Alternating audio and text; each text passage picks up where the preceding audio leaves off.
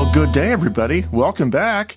Well, I've been journaling for a long time. I guess it goes all the way back to before the new millennium. So in the 1990s, maybe I started journaling. And I've had a lot of different journaling systems. And I'm now coming to the end of one of my journaling books, and I'm deciding to change up the way my journaling works. And I thought I'd share that with you today. Stay tuned. Well, for a lot of years, I was using bound, commercially made journaling books.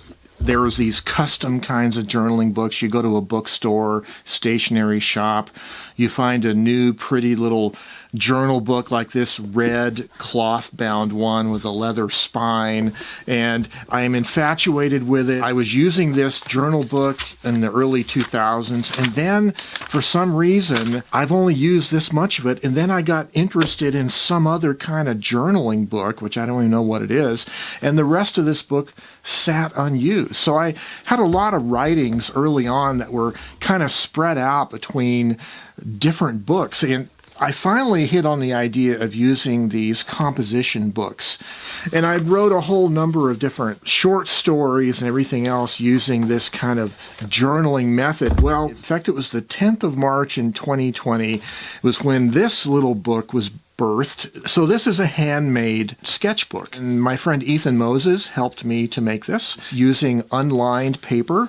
I started with this book with something I hadn't really done before, which was a mixture of traditional prose writing in a journal book, along with technical sketches, other kinds of what you might call personal artistic sketches, and also even things like photo collage or collage art in general. So it became a real mashup of a lot of different kinds of subject matter and media in one book. And I really enjoyed this, and I used this through early 2021, at which point I then had this particular book, which is a commercially made dot grid book. I started this in the 2nd of February 2021, and this continued on with the same idea of a mixture of prose or handwritten traditional journaling, along with technical sketches and collage art and photo collage. And then when that one was done, I then started using this one. This is another handmade, stitched together. This is unlined paper. And again, it's a whole mixture of collage art, writing, technical illustration, and all kinds of interesting things mashed together. And I've been using this book up until the present moment. Recently, as I've been nearing the end of this book, I started sketching out ideas for what am I going to do when this book is finished? Am I going to just continue with another book, either handmade or commercially made, or am I going to go to some new journaling system? That's the question that I was thinking about. Well, as much as I liked bound journaling books, the pages don't get lost, they stay together. But that's also a problem, because they do stay together, and sometimes I'm journaling about a lot of different subject matter, and they may not necessarily be ideally suited to being archived together, other than the fact that they were contemporaneous or chronological. And so this brought my recollection back to a period of time after I'd quit using composition books and before I was using these kind of books again. I was doing a lot of journaling on loose leaf sheets of paper and 3-ring binding them. And this was a combination of blogging, where I would write a rough draft and then transcribed into my Blogger template, or, of course, typed on a typewriter and scanned as a typecast. That was also done. This is one example of a 3-ring binder full of these kinds of writings, and this one goes all the way back to 2007. Yes, early days of my blogging. So that's just an example of what I was doing with journaling and blogging using loose leaf sheets of paper. I really enjoyed using this journaling book where I'm doing a lot of different formats. I'm handwriting, just prose. I'm doing technical sketching, conceptual sketching. I'm doing kind of mashups of like photography and word balloons and photo collaging, and even doing photo essays with poetry like this. But the one problem with it, like in this case, is that it's bound into a book. It's fixed, and it's difficult to do things with this subsequent to its creation. And so this led me to the idea of loose leaf binding, returning to this kind of loose bound sheets, except I'm not really keen on the full letter size sheets. I've really gotten used to the half letter size, 5.5 inches by 8.5 inches size. I really like it. And so I think I'm going to go to loose sheets in half letter size, and I had to decide, how am I going to manage this? How am I going to keep these in some kind of format, and how am I going to use it? Well, this is what I came up with initially, and it was the idea of a thin holder box that has like a clipboard surface, a hard surface on the side where you can put a sheet of paper and write and draw on it. There's a thin storage slot built into the device. Then this idea here is the same idea with maybe a flap that folds over to cover the storage slot. Both of these I had the idea of like a binder clip of some kind. And then I had this idea, which was a shallow box that's sort of reminiscent of a cigar box or a jewelry box, but much flatter. And it has a clasp, a couple hinges, and you open it up and it has enough room for half letter size paper and maybe some pens. And then the top surface, the top of the lid, becomes the actual drawing surface or writing surface. And then from there, I finally hit upon this idea here, and this is kind of the finished form of it. So it looks more like a tablet device. It has a thin profile, it has chamfered corners, it has a hard surface on top, and a thin slot in the side where paper's loaded in. And these are more like technical drawings on how I was going to build it. So there's going to be the spacer made of wood that goes between the top surface and the back surface to form the slot. This is the new system. So it uses a surface, a hard surface to write and draw upon that's made from a piece of laminated flooring. And then there is a spacer made of 3/8 inch thick poplar, and then the back surface is acrylic plastic. This is actually clear acrylic plastic that I have spray painted the inside surface with silver spray paint. And the corners are chamfered and the edges are sanded, and there is a storage slot enabling me to put a good supply of paper in here. And so this becomes kind of a minimalist style. You might almost think of it as a iPad or a tablet device kind of aesthetic. When the piece of paper is finished sketching on, I just put it in the back of the pack in the storage slot. And then when I get around to it, I will archive the sketchings and drawings in my archive system, which is the other part of this new journaling system. So one of the things I decided with this new system is that the actual holder, the journaling device itself, is separate from the archiving system. I shouldn't have to take the archive around with me, which is what a bound book becomes. You're not only working on the current page, but you're carrying around the archive of the last 50 or 100 pages or however big your book is. So what I did is I got an A5 sized 3-ring binder, and this is an Avery brand. It has a 2-inch spine, so it's really thick. It'll hold a lot of pages.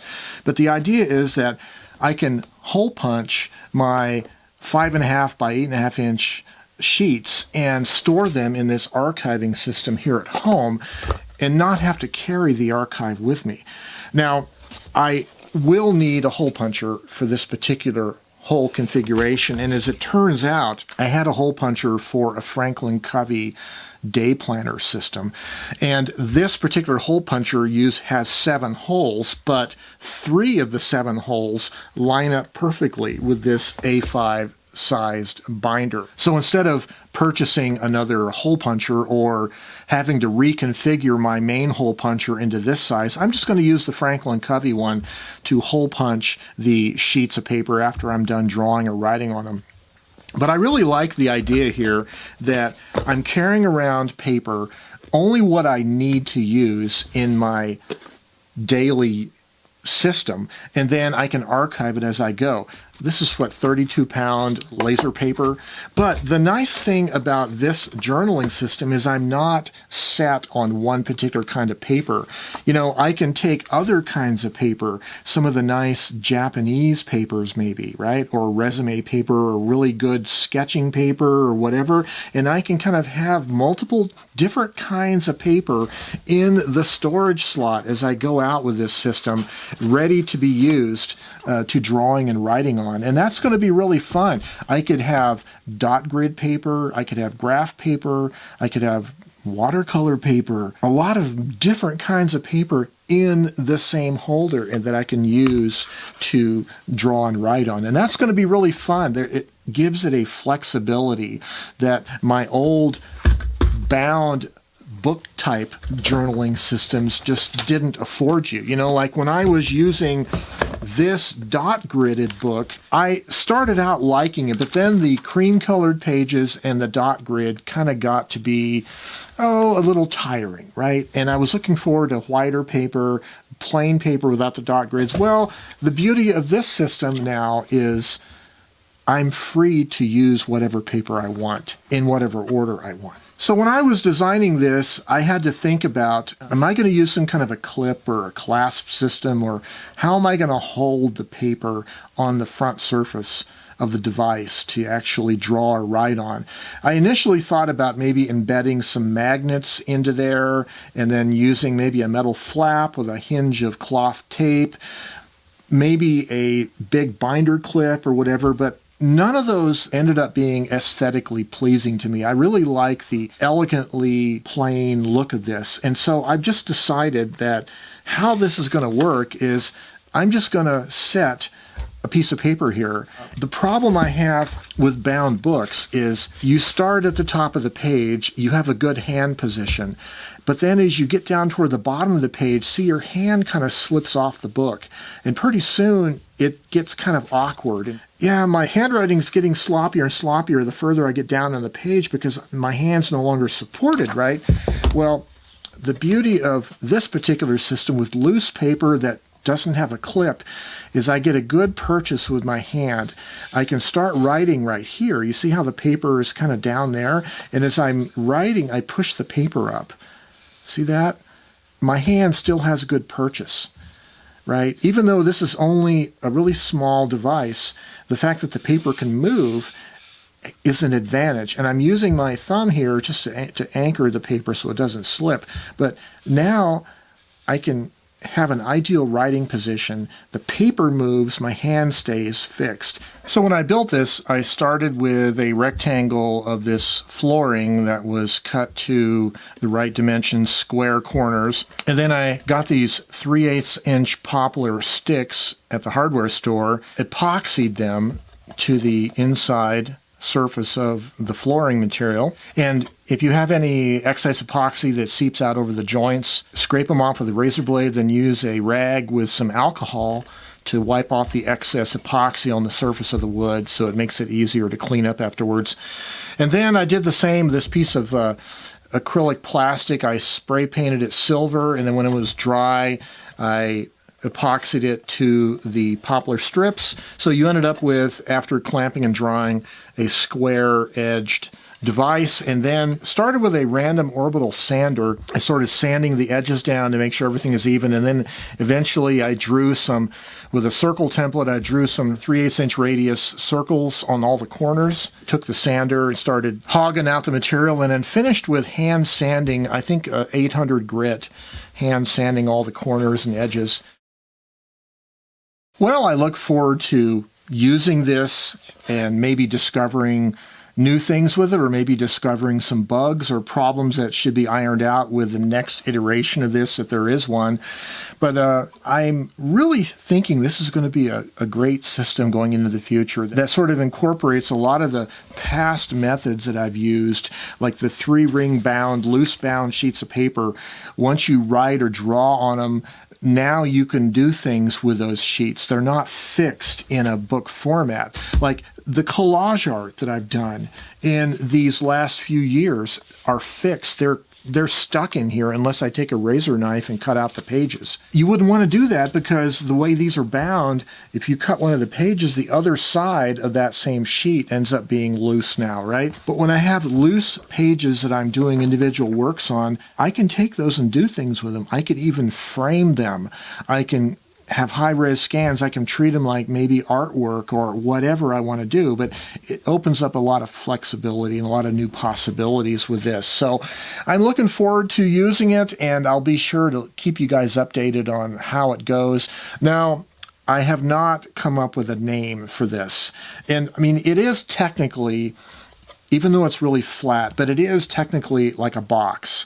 It's like a case. It's like, maybe it's a toy version of one of those grade school desks. You remember those old grade school desks, if you're old enough like me, where the desk lifted up and you had a storage, and in the desk, or there was at least a slot underneath the desk surface for putting your books and stuff? Well, this kind of reminds me of that. So maybe this is like a handy desk. Maybe that's what it is, the handy desk. I'll have to work on it. But in any event, I encourage you guys to think about your creative life involving journaling, sketching, writing. It doesn't all have to be with a typewriter, obviously, but this is just another method that I can continue my private creative life. This is just a tool that I'm going to use to do so. And I encourage you guys to do the same. As always, this is always about creativity and enabling our creativity. And I wish you the very best. Stay creative and have yourselves a great day.